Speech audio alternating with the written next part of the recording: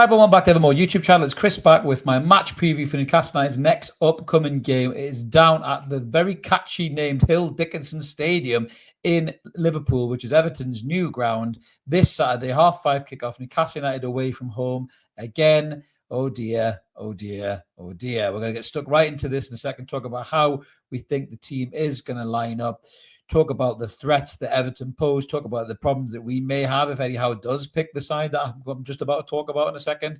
Let us know what you think in the comments below. Remember to like and subscribe and ring the bell for all of the Evermore content. We're so close to 12,000. We're within 34 or something like that. I think it's 33 before we get 12,000. So smash that button. Help get us there, guys. And there's a great prize on offer for the 12,000 subscriber mark. So here we go then. We're away from home again in the Premier League after a rubbish second half over in France, it must be said, against Marseille. And not a bad first half, but a complete self-implosion in the second half of the game, where Nick Pope took leave of his senses, decided to charge out like a demented giraffe, chasing a 36-year-old striker, got nowhere near him, despite the fact that the quickest defender we've arguably had in decades was marking him all right. That ended us losing the game, 1-1, 2-1.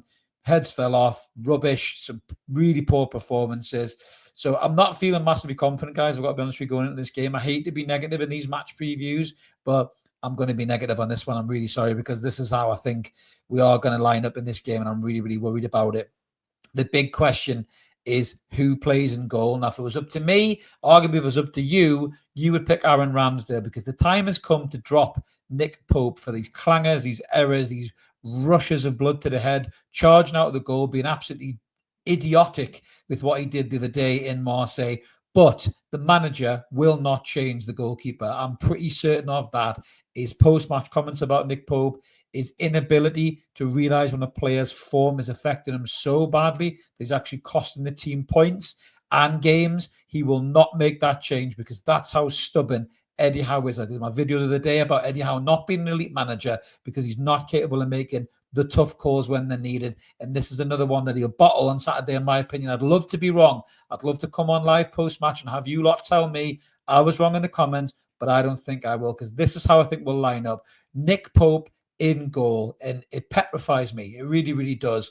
Just whatever error's coming next, what silly little punch that goes straight to an Everton player for a goal, what crazy misplaced goal kick either goes out of play to cause a long throw, which causes a goal, rushing off your line 40 yards out and being a complete idiot and missing the ball and resulting in either a red card or a goal. That's what concerns me about Nick Pope. But Eddie Howe will stick faith with the England international, and he will play Nick Pope in goal. Right back, Tino Livramento has to start the game.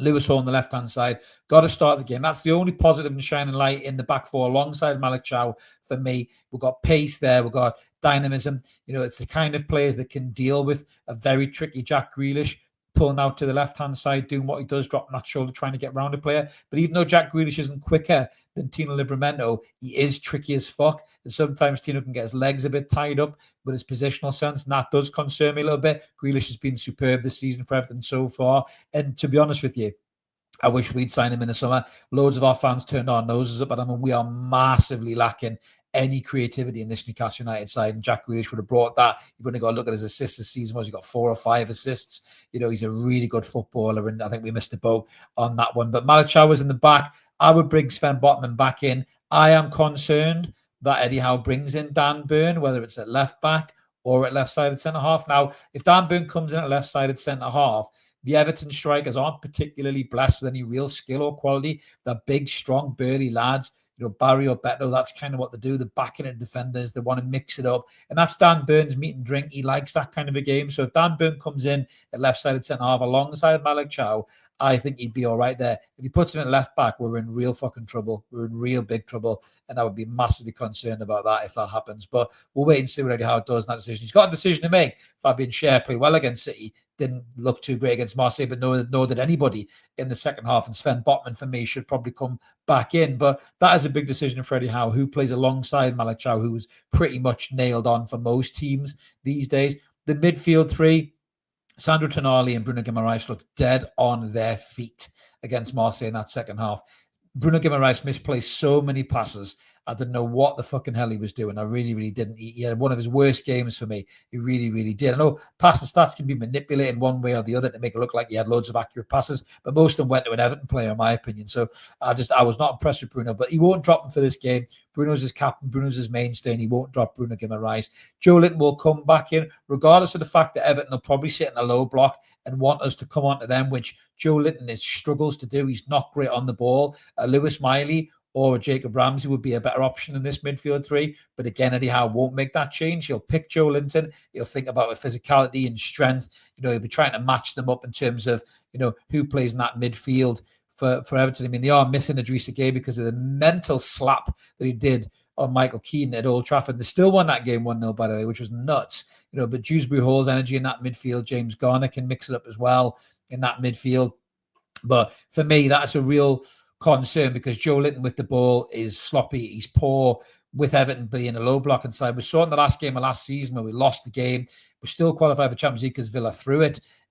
But they were such a low block inside and just dug in and wanted us to come onto them, and we couldn't do anything. And then they just caught us on the break and scored. And I think Everton will try and adopt exactly the same tactics in this game as well. And if Joe Linton plays in that midfield, I just think there'll be very little creativity in there. I really, really do. And that's not me knocking Joe Linton. I love Joe Linton, but there's games for Joe Linton like City, and there's games not for Joe Linton like Everton away. And I'd rather see Lewis Miley or Jacob Ramsey in there personally, so we can use the ball better and try and carve out some opportunities in this game. And up front, I would rather have Jacob Murphy on the right, Harvey Barnes continuing his brilliant run of form on the left-hand side. Great goal he scored against Marseille. Great instinctive finish. Got in some great positions again. Nearly scored another great goal. Big Nick Voltemade through the middle because there is no other option right now. I do not, and I repeat, do not want to see Anthony Gordon leading the line at the Hill Dickinson Stadium on Saturday for more than one reason. The main reason is that he is not a centre forward. He can't strike a fucking match, let alone a football to score a goal. He cannot finish. Couldn't finish a sentence if I gift wrapped them a full stop for Christmas. He cannot do it. Don't play him there anyhow. He's not a centre forward. Stop fucking about and trying it. It is not going to work. Yes, you converted some players like Joe Linton into a defensive midfielder or a midfield beast from a miss-hitting centre forward. Lightning ain't going to strike twice with Anthony Gordon. He is not a centre forward. He's busy. He runs around. Yes, but he does fuck all other than that. You could put Forrest Gump up front if you want someone to run around all day long. Anthony Gordon is woefully off form. And the second reason I wouldn't play Anthony Gordon in this game, he has not got the mental strength to deal with this fixture. Ever since he signed here from Everton and the visceral that, or vitriol even, the vitriol that was thrown at him by the Everton fans for his leaving, he has not been able to handle this game at all. Missed penalties, fluff chances, head on fucking Mars. He should not start this game of football. And if Eddie Howe brings in Dan Burn and Anthony Gordon, as well as Nick Pope starting this game, I really, really fear for this game. I really, really do. But that's my Newcastle United lineup. That's what I would play.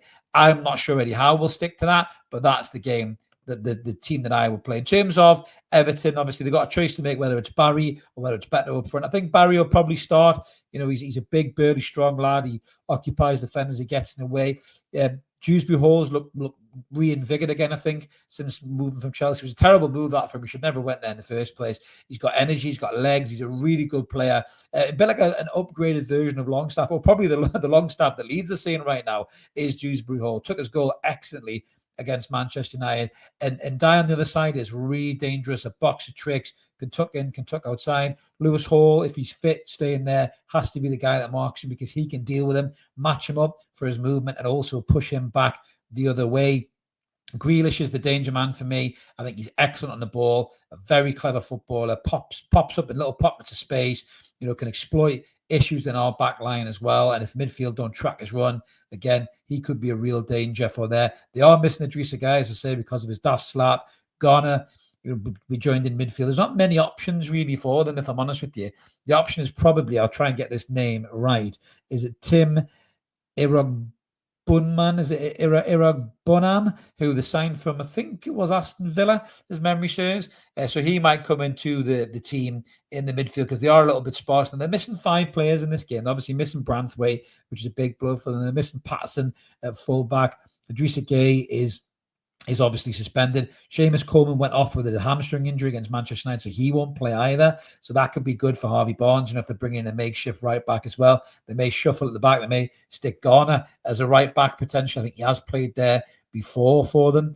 Tyler Dibbling may come into the team, or Jake O'Brien may continue to start over Seamus Coleman. But Harvey Barnes, on the form that he's in, you'd fancy him to run at whoever's coming in at right back as a makeshift option to Seamus Coleman, and he'd have a good option there. Tarkowski and Keane are big, strong, burly centre halves, but Nick Voltemada's got great feet and the ability to wriggle free of either one of them. And they've obviously got Malenko on the left-hand side who can bomb on, who can overlap as well. So Timo Livramento will have to keep his wits about him in that regard, and Jacob Murphy also. Pickford is an excellent goalkeeper, and he will have added incentive to beat us, as he is a Mackham, and he loves to beat Newcastle because we give him dog's abuse. Now, that's Everton, and Everton have actually done all right this season in many ways. They've beaten Brighton, they've beaten Manchester United, they've beaten some tough teams. They've beaten Palace as well along the way. They have had some really decent performances, have Everton this season. And they're very patchy as a team, that they're either all or nothing. But, to beat the teams that they've beaten this season,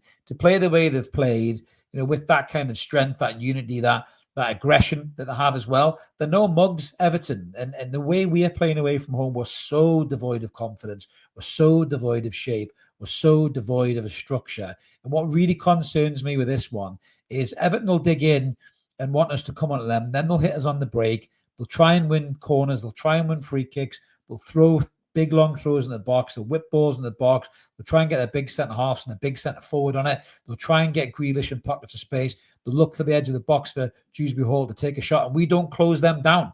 He scored a raker against Manchester United. He's got a taste for it. He'll fancy another one. And on paper, these two teams, we should beat Everton fairly comfortably. Newcastle United have got a better collection of footballers. There's no doubt about that at all. David Moyes and Eddie Howe is Eddie Howe a better manager than David Moyes? I'd probably say he is slightly a better manager in terms of the style of player that he plays, the way he improves players. But David Moyes is a real old head and experienced manager. He's had the highs and the lows. He coming through Everton where they were always the underdog, and he did superb there. He thrived there. Got the Manchester United job. I thought he was unlucky to be flicked the way that he was. Went over to Spain. Come back. Had a little time at Sunderland that wasn't particularly successful. Did a great job at West Ham. He's not a bad manager, David Moyes. He's very experienced, very savvy, and he knows how to manage games, and he knows how to get results in the Premier League. And that's what I think he'll do for Everton. I really, really do. I think he'll stabilise them, and he'll keep them in the league. And he'll keep them in a decent performance. They're sitting in 11th at the moment. They're on 18 points. They're only 3 points ahead of us. If we win, we go ahead of them in the table, and then it looks a little bit better when we're kind of getting closer to the top 10. But if I'm brutally honest with you, and again, as I said at the start, a bit of a warning, this one's going to be a negative one. I'm really, really concerned at the lack of belief, momentum, and positivity within this team at the moment, and the manager's tactics. And I'm really concerned that even if we go a goal ahead in this game, we'll sit back for 20 minutes and Everton will then come on to us. We'll allow them to get in the game. We'll allow Grealish to get on the ball. We'll allow Dewsbury Hall to make runs in behind, all that kind of stuff. And we'll be in trouble, and we'll end up throwing the game away. And I actually think Newcastle are going to lose this game. I'm sorry to say this. And I wouldn't say this in the past. A few months ago, I wouldn't have been that negative. I would have said we got a chance of beating Everton here. And we should beat Everton. If the Newcastle that plays at home against Manchester City turns up, we beat Everton in this game, maybe 3-1, But it's the Newcastle that goes away from home. The Newcastle that look nervous, that look shaky, that start well for 10 minutes and then completely forget how to play football for 30 and allow teams getting back into the games and lose games away from home or draw games away from home. And that's what worries me about this one. The new stadium, the way the Everton fans are in there, the noise in there, the way Everton dig in for each other, the way they fight tooth and nail for each other. I just don't see that with our lads at the moment. I don't see the fight. I don't see the hunger. I don't see the intensity. I see it at St James's Park when there's 52,000 and the flags are flying and it's under the lights and Bladen Races is blaring. I see it then, but I don't see it away from home. And it's a mentality problem that has crept into this squad, has infected all of the players when we go away from home. And this is a long-standing problem. We had this problem when Alexander Isak was a Newcastle player. We still had problems away from home. The difference was we had a player capable of pulling something out of nothing like Isak or a Tonali at the time. Those players that we had, one of them's gone, and the other one just isn't stepping up at the moment. And I'm really worried about Sandro Tonali in terms of where his headspace is. He come out and said those comments a few weeks ago. We haven't quite seen the dominating performances that we've seen from Sandro. Yes, he's still a really good player, but the standards seem to have slipped a little bit. Bruno looks shattered. He looks dead on his feet because the manager's not rotated him and Tonali. Tonali's possibly tired. Maybe that's why he's not looking at his optimum best. But the manager won't rotate. He won't rotate when people are off form. He won't rotate when people could be fatigued. And that really concerns me. And that's why this squad just looks completely lethargic, certainly away from home as well. And I think we're going to lose this game 2-1, guys. I'm sorry. I really do believe that. I think that we'll probably take a early lead, and then I think we'll just stop playing. We'll sit back. We'll allow Everton get back in, and they maybe even come back for a draw. At best, this is a 1-1 draw for me, but I think it's most likely we'll probably lose it, because if Everton do get back to 1-1, they'll probably push and win 2-1, despite the fact that the centre forwards aren't any great shakes, and that's really disappointing for me to be looking at a fixture like this, Everton away, that Newcastle should be looking at 3 points here. As a team chasing European football, as a team that won silverware last season, as a team that's qualified for the Champions League and played well in the Champions League, we should be looking at this fixture with confidence and belief and saying, we can win that game. We're a better team than them. We're going to win that game. But such is the weakness of the mentality of the squad right now. I just don't believe it. And I think we'll lose the game 2-1. But let me know in the comments below what you guys think about this fixture. Are you a bit more positive than me? Are you feeling a bit more like me, a bit negative, a bit pensive about it? And what do you think this means if we do lose this game for the season, for the manager? Do you think it means anything? Do you think it changes anything? I think the manager is still safe in his job. I don't think he's going to lose his job. I don't think we'll get relegated this season by any stretch, but I'm not sure we'll get European football. I'm not even sure we break the 50-point mark. As I've said before in my other video, I don't think we break the 50-point mark. I'm looking at the fixtures that are remaining and the way Newcastle are playing and the way they're making hard work of games on paper they should be winning. I just don't believe we've got enough to get the points required to get that European slot, unless we win a domestic cup, which could happen with this team. They could be rancid in the league and win a cup. That could happen. But I just don't have any belief going into this game. I think Everton will be more up for it than we will. I think we'll come on to them and score an early goal. Then we'll just completely go into neutral. They'll push, get an equaliser, and probably push for a winner. So that's sadly my match prediction, guys. I think we'll lose the game 2-1. But let me know what you guys think. Remember to like and subscribe. Keep it evermore. Come and join me for the live post-match on Saturday night. It'll be a quick one. Half an hour. We'll have enough to have a therapeutic conversation about what's gone wrong in the game potentially, or what's gone right. And then we'll have a really good, enjoyable chat. But thanks for watching. Keep it evermore. We'll see you soon. Have a better.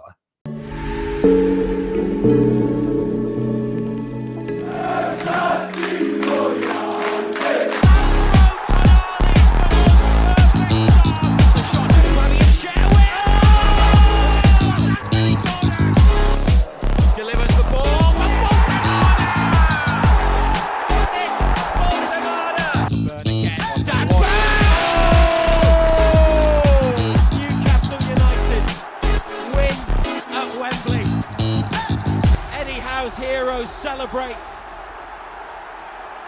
They have done it.